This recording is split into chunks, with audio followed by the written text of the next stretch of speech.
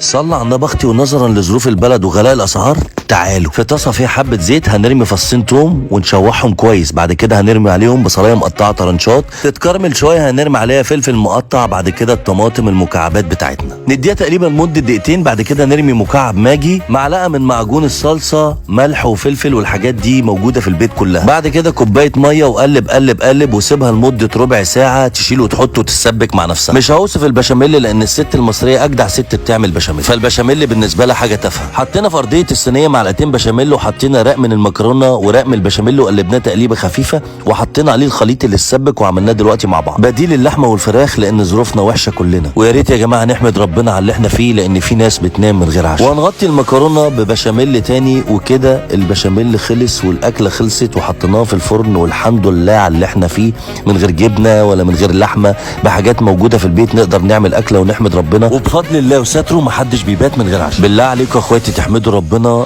ده امتحان من ربنا لينا كلنا، والحمد لله على اللي احنا فيه. يلا صلوا على النبي في الكومنتات وانجوا عليكم، ما تدوسوا لايك بقى.